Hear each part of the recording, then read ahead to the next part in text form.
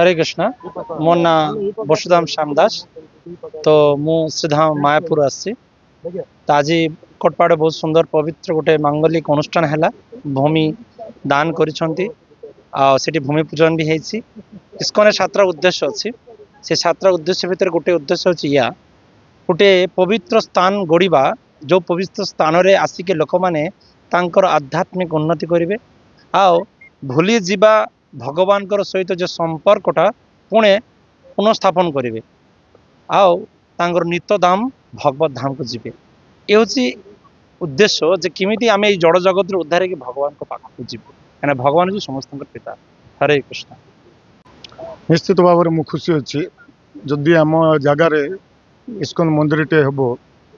निश्चित भाव कोटपाड़ ग्रामवासी गौरवर विषय आम परिवार गौरवर विषय आम हृदय सहित चाहूँ ये गोटे मंदिर टे हो आ मंदिर निश्चित भाव में आम ग्रामवासी मैंने भी उपकृत हे भगवत पाठ भी करेंगे भगवान कृपा भी पाइबे। निश्चित भाव में कोटपाड़ एमती भी बहुत सुंदर भाव आध्यात्मिक भाव रही है पुणी चलो से धाराटा बजाय रही। तो गुरुकृष्ण कृपार आज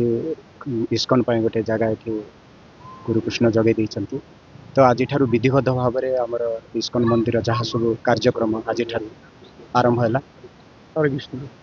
कौन कौन कार्यक्रम ये आमर जहाँ नित्य वैष्णवीय नियम हिसाब से सब चलो कार्यक्रम प्रत्येक रविवार दिन सत्संग हम एकादशी दिन भी सत्संग हो नगर परिक्रमा नाम संकीर्तन ये सब कार्यक्रम भक्तन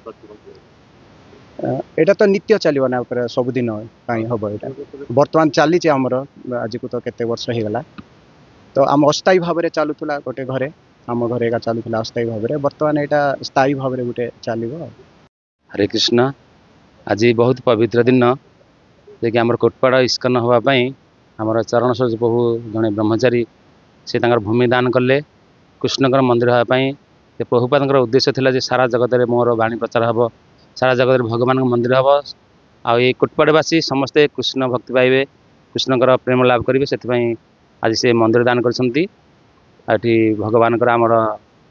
प्रचार हम सारा जगत लोक उद्धार पाइबे। आमर मायापुर इस्कन मंदिर आसते भी जड़े महाराज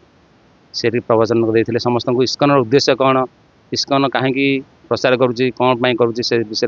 प्रवचन देते तेणु आमर उद्देश्य हूँ इस्कन उद्देश्य हूँ समस्त किपर भगवान भक्ति लाभ करेंगे ये जन्म में भक्ति करके भगवान धाम फेरीजे यहाँ इस्कन उद्देश्य ये जमी पाइबार उद्देश्य हूँ भगवान मंदिर हम कृष्णकर मंदिर हम समस्ते आसिक भगवान भक्ति शिक्षा करेंगे आ भगवान प्राप्ति है कि भगवान धाम फेरीजे यहाँ हूँ उद्देश्य इस्कन। हाँ यही प्रोग्राम द्वारा सब लोक मान कल्याण हो पार जगतर कल्याण हो केवल भगवान नाम प्रचार हम भगवान नाम करेंगे आ समस्ते किपर भक्ति लाभ करूँ यहाँ चैतन्य महाप्रभुर इच्छा कृष्णकर इच्छा समस्ते मोर पुत्र मान किपर भक्ति करूँ भल भाव में जगत रुहतु भक्ति कर भगवान पाक जीवंतु यहाँ इस्कन उद्देश्य।